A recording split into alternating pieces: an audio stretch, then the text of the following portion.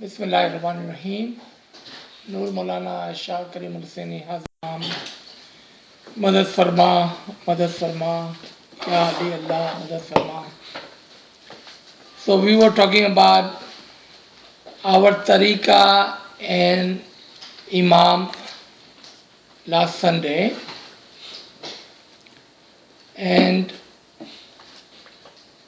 we had talked about that our Tariqah, or within our Tariqah, the concept of Imama is the center.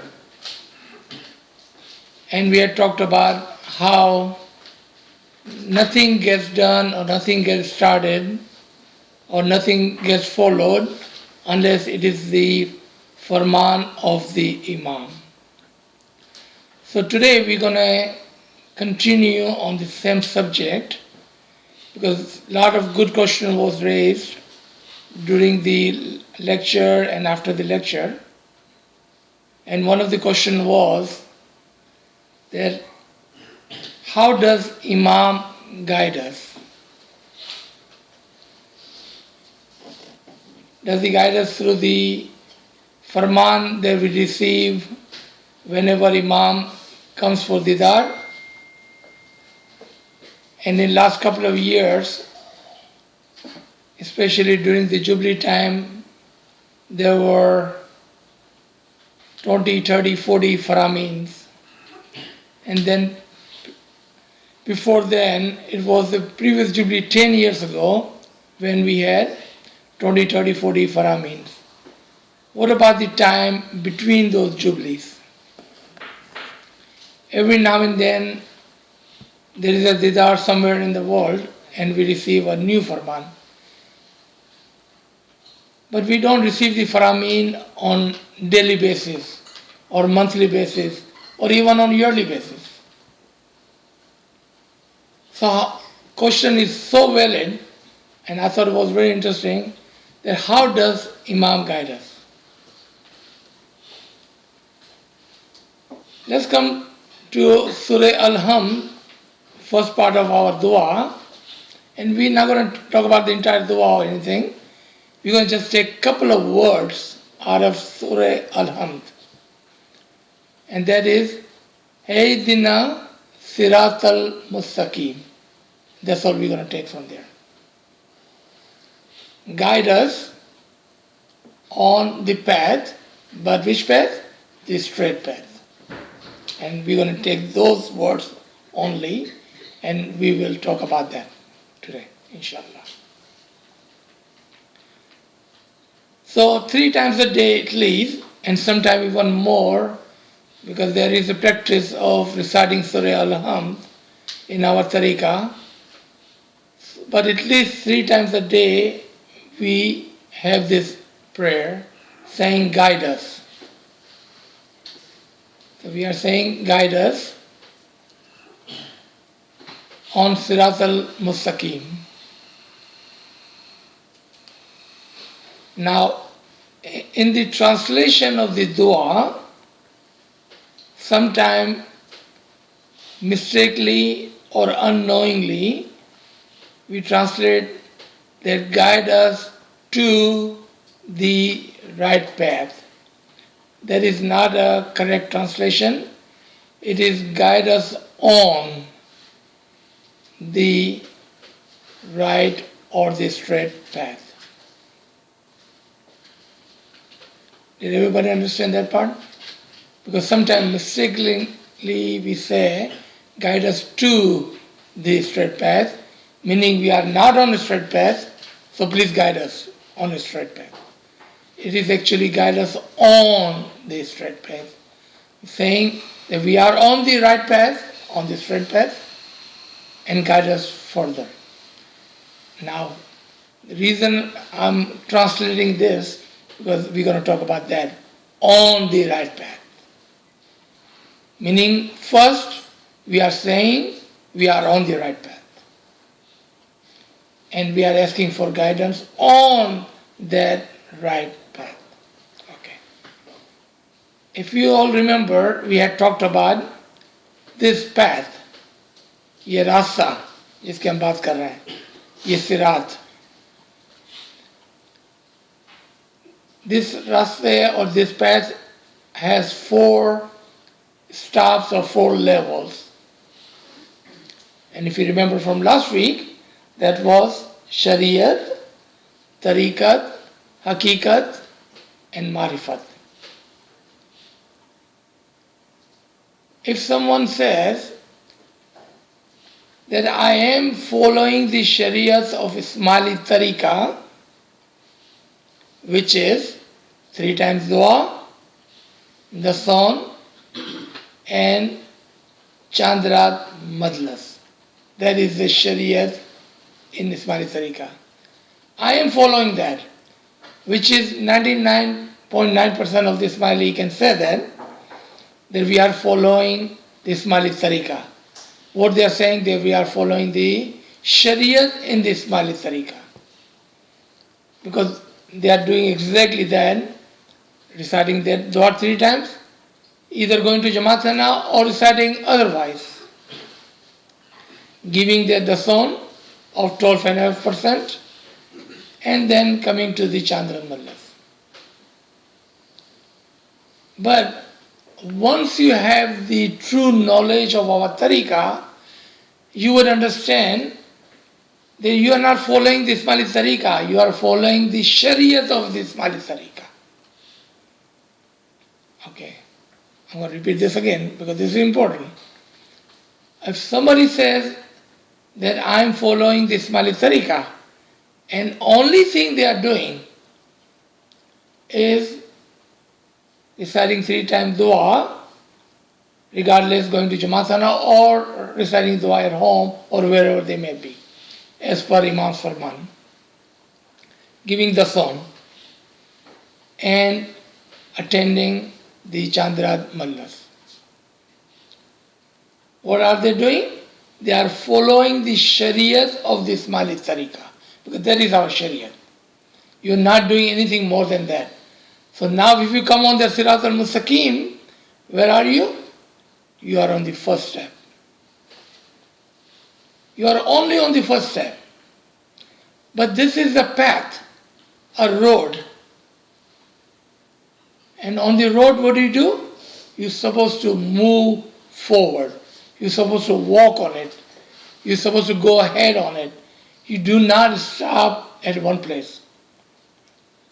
Let's say we are 20, 30, 40, 50-year-old, and that's all we have done so far.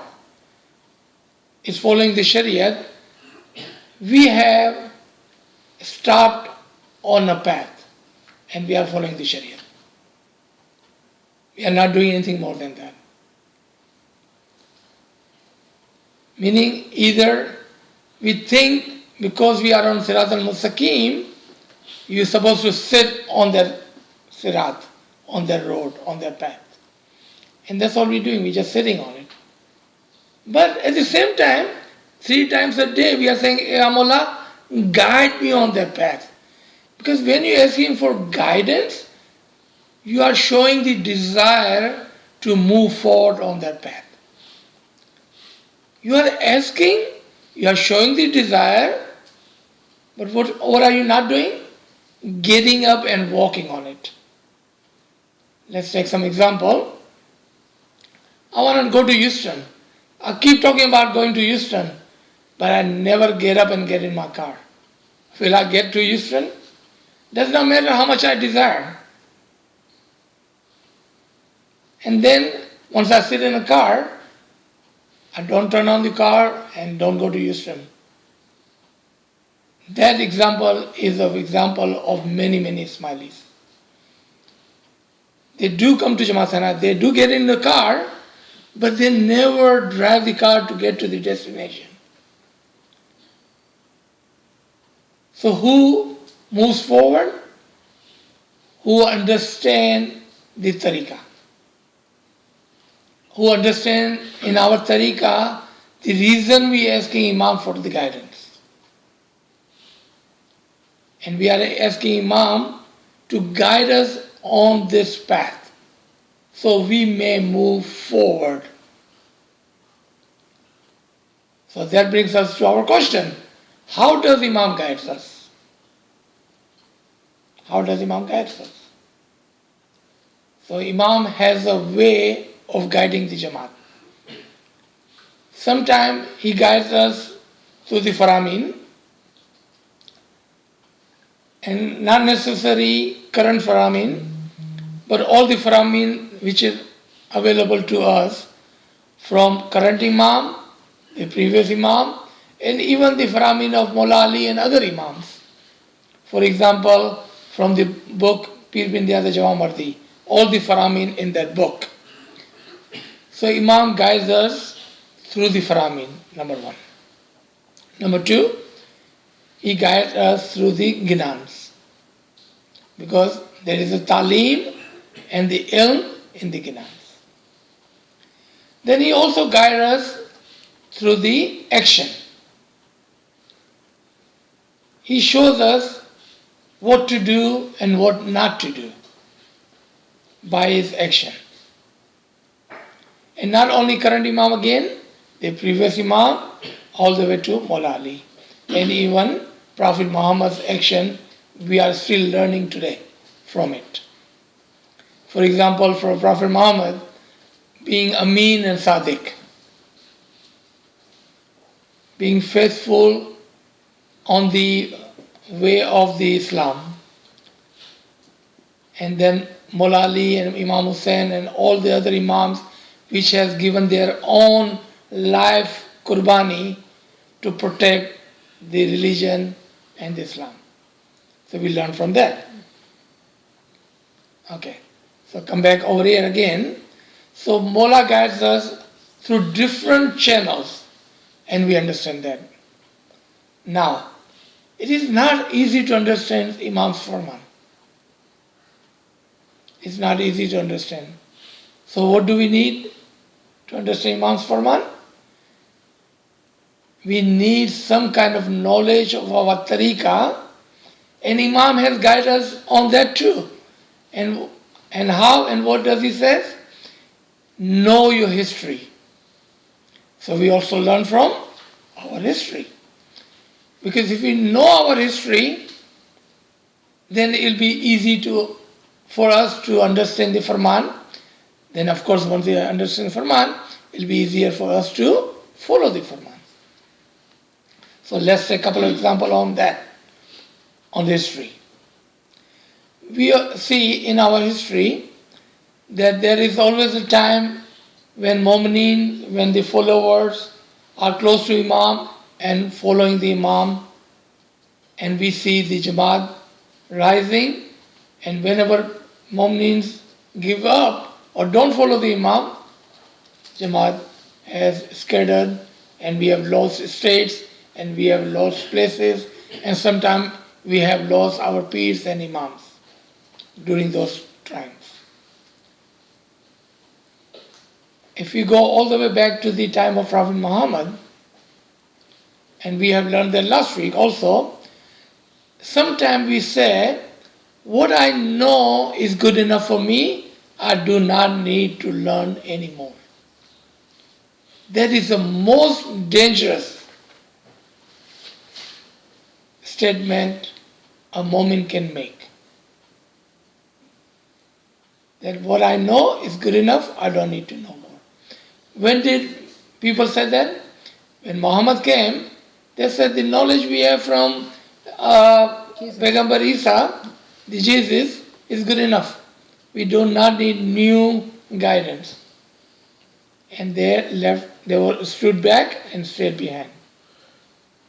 The people who followed Muhammad were telling people of the Isa and the Musa, what's wrong with you? Why don't you follow the new guidance? They said, no, what we have is good enough. But when the time came for them, they said the same thing. They said, we do not need Ali. What Muhammad said is good enough for us. The one who were telling others, they did not follow their own statement when time came for the Mawla Ali. And that went on and is still going on today. So let's come to today's time. do we know anyone or do we see people around us? When you talk to them about knowledge, when you talk to them about our tariqah, when you talk to them about Faramin or even Ginan, they will say, Jem Che and Halwa Dio. Let it go. Whatever it is good enough for me. And we hear that on a daily basis. So what are they saying or doing? Sometimes with the words and sometimes with their action. They are saying the exactly same thing. What we know is good enough, we do not need to know anymore. But then there is always few who would say, no, our tariqah is a dynamic religion, it's a natural religion, so I'm supposed to be moving forward, and to move forward, I need to learn. I need to know so I can move forward. And what do? They come and they find and they seek knowledge. They seek knowledge, they're trying to learn, they're trying to ask questions, and whenever they have difficulties, whenever there is a confusion regarding rites and ritual, or whenever there is a trials and turbulence in family or within Jamaat, in the area they're living, they seek knowledge so they can move forward from whatever they are going through. Let's come back again to that. Ya Mawla, guide us on the Sirat al-Mustaqim. And when we are asking that, and just not asking as a word, but truly understanding and asking the Mawla to guide us on Sirat al-Mustaqim. So what he does?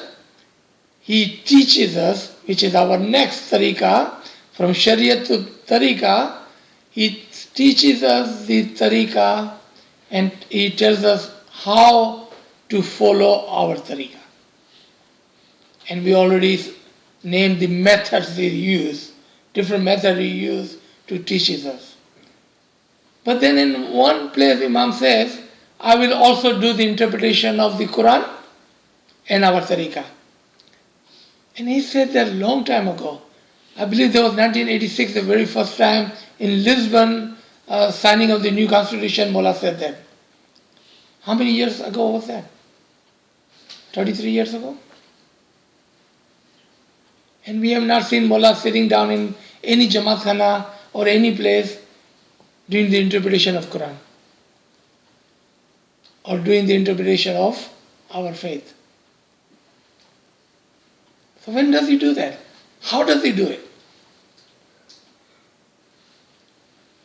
So what does Mullah do?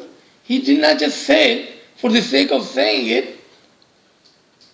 He understands the Jamaat's need, and wherever the need arise, he has people. He's like a king, Basha.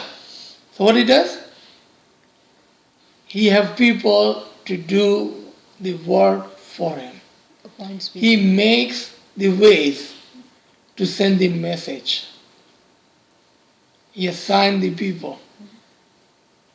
Sometimes knowingly, sometimes unknowingly. But he's doing his work. Because we are asking for his guidance, he is sending the guidance. Now, it is upon us to seek that guidance, find that guidance. And every single person in the Jamaat does get an opportunity, at least one time in his lifetime, and sometime more, to receive that guidance of the Imam. Sometimes we miss the signs and we don't take it. And sometimes we do get the signs and we understand that Imam is trying to send us the guidance. In one of the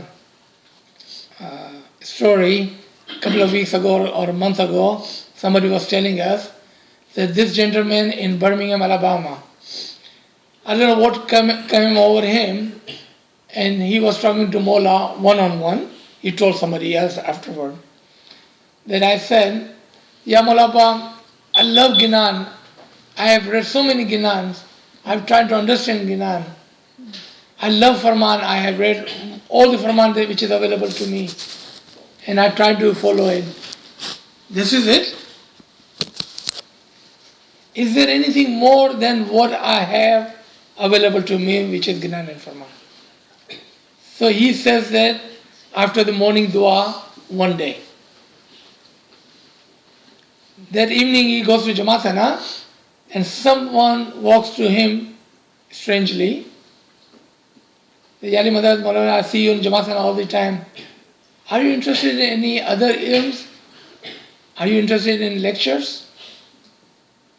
And he thought of himself before he answering to the gentleman. He said, Ya Mullah, that quick? I just asked this morning. That's how you replied to me this quickly? You mean you already have made somebody available for me to bring me the knowledge? What I'm trying to say, when we do seek knowledge, he does provide. To take that chance or not to take the chance, the free will is ours. But he does guide when we ask. When we understand intentionally, when we ask him to guide, he does guide on Sirat al-Mustaqim. So what he does, he takes us from the Shariat into the Tariqah. And in the Tariqah, he teaches us what we are already doing, which is our Shariat. So if you talk about the dua part only, just the dua, the 3 times dua, just reciting the dua itself is not good enough. What do we need to do? We need to understand the dua that we are reciting. And how do we understand? Know the meaning of the dua. If you open the dua book, the very first page, the very first format on that page, what does Mullah say? If you recite the dua, if you don't recite the dua, it's okay, don't worry about it. But if you recite the dua, know the meaning of it. It does not say know the translation of it. Because dua translation, if there is a Somali lives in Syria or somewhere where the Arabic is spoken, the translation doesn't mean anything to him because he's Arabic speaking Ismaili. But what is important for him and us? To know the meaning of the dua. Know the meaning of the dua. So that is our tariqah. Know the meaning of the dua and then recite. So what do you just do? You move forward on the Sirat al-Mustaqim. From the Shariat to Tariqat. The song. It is very easy these days. I know in the back old days, I don't know how many of you have read the history or your parents have told you stories of our past. So let me just give you a quick story just for our understanding to see how lucky we are and how easy it is today to give the song compared to our forefathers. So back, let's say about 100 years ago, Ismaili living in India or even in Africa, just going to Africa at that time. The mukhis and the appointed of the mullah will come to your town and in your Jamaatana to collect the dasam. And how would they collect the dasam?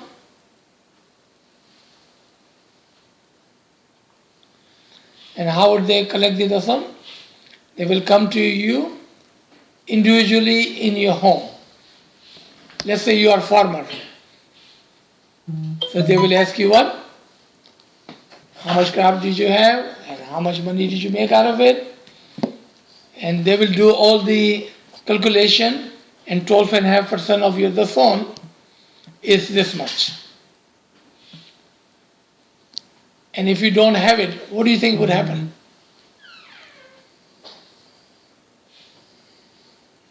they would have the whip with them. What did I say? They will have a whip with them. If you do not have the song, they will whip you. Chabuk mare. Look at how easy it is for us today. Nobody is coming to your home. Nobody is forcing you. So what are we now? We are adult now. In our tariqah, we are adult. We know we're supposed to give the song, and we give the song. Nobody come and have to ask us. Nobody has to come and do the calculation for us. And nobody will force us to give the song. But there was our young time, when we were very young, we were becoming from Hindu to Ismailis, and we're still very poor and not very educated world-wise. So they would have to force. And listen to one of this farman, and compare to Mullah Abbas farman now. Mullah Imam Sultan Muhammad Shah, may our soul be sacrificed to the Imam, says, if you are in Baitul Qiyam, and if 4 people had to carry you on a charpai, a stretcher, then you still would have to come to Jamaat Khana to do your ibadat. That's how strict it was. What about today? What does Mullah Abbas say? If you can come to Jamaat Khana, if you can, do your ibadat at home. I'd like you to come to Jamaat Khana to say your dua, but if you are a student, if you are working, say your dua wherever you are. Do we see how easy it is today? Compared to just 100 years ago, just a couple of hundred, just our forefather, meaning my father and my grandfather, not too far back. Today that's how easy it is for us to follow our tariqah. But those people who understand our tariqah through the true knowledge, and I keep saying true knowledge, there is so much information out there. I'm not talking about the information.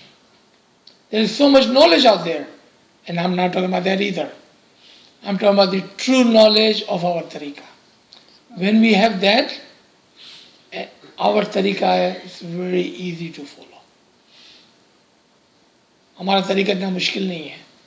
Imam had made it very easy for us to follow our tariqah with the true knowledge. So now, from tariqah, he brings us into what? Into haqiqat. So Shariat, it was like we were baby. Our parents were telling us, go brush your teeth, go take a shower. And sometimes they will brush the teeth for us and give us the shower and change our clothes for us.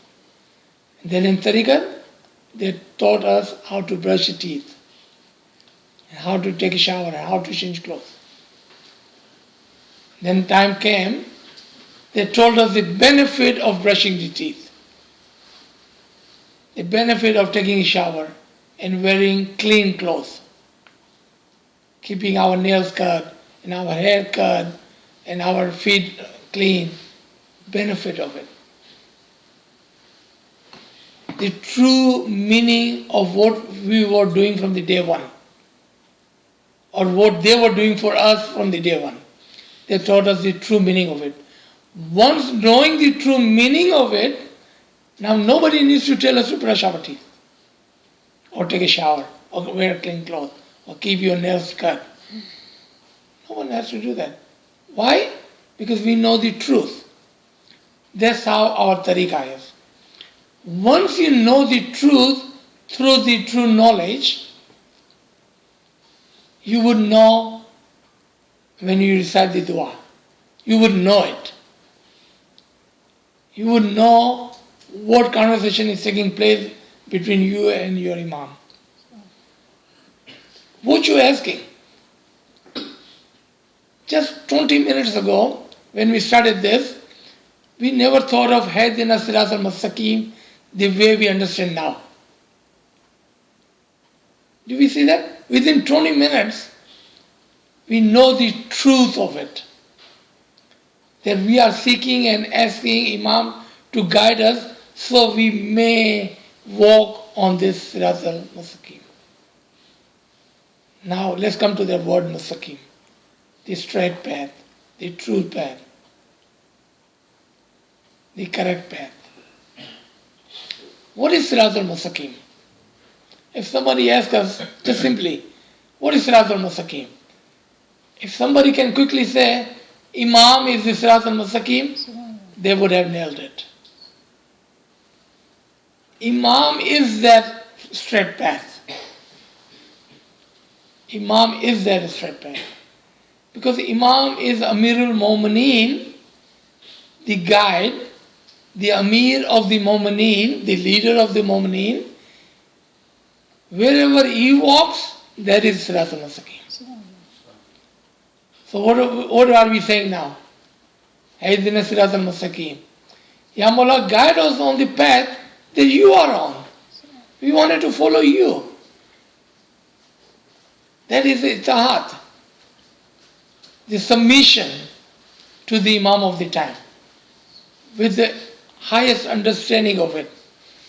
The Imam, Ya Mawla, wherever you are and wherever you are walking, we wanted to follow you. Because you are that straight path and the Sirat al-Mustaqim. Remember the dua of Prophet Muhammad for Mawla Ali? What was it? Oh Allah, turn the truth, the haqq, wherever Ali is. सच्चाई को, हक को अली के पीछे पीछे कर दो. ऐसा नहीं बोला that Ali should follow the haqq. Wherever Ali walks, wherever Ali turns, that's where the haqq is. And that is exactly what we are asking in our dua. The Ya Mawla, we wanted to follow that truth wherever you are. So guide us. So he brings us from Shariat to Tariqah to Haqiqat, to the truth. Now knowing the truth and following the Imam on that path, where do we go? To the next step? To the marifat, to the recognition of the Imam. And what was Imam's Farman? I wish my Jamaat will recognize me. Now we can understand that Farman. When Imam gave that Farman to us, we were puzzled. The Ya Mawla, after 50 years, don't we know you? But Mullah saying, no, I wish my Jamaat will recognize me. But now, knowing this and knowing the truth, and when we follow, we get to that Farman by recognizing the Imam. Now we have truly asked for guidance, we understood the guidance, we are walking on their guidance, and we are following their guidance, and we are reaching where Imam wished us to be. And without the recognition of Imam, what are we? We are nothing but the ignorant. हम सिर्फ जाहिल हैं. क्योंकि there is a life and there is a true hidden in the recognition of the Imam. And that should be our goal, and that's what we should be striving for. Step by step, we inshallah will walk on this path. We will not stop at the Shariat, we will not stop at the Tariqah, nor we will stop at the Haqiqat, but we will strive for the Marifat, so we may walk on his path. And right after this Sirat al-Mustaqim, it says on which path you should be walking, and that is the one who have received the reward. That is the path we wanted to walk on. So we should walk on the path of the Imam, and those who have followed the Imam and received the reward for following that path. So I'm going to stop here. So if you have any question, then we can ask, or if you want to discuss further, we could do that too. Thank you so much. Yali Madad.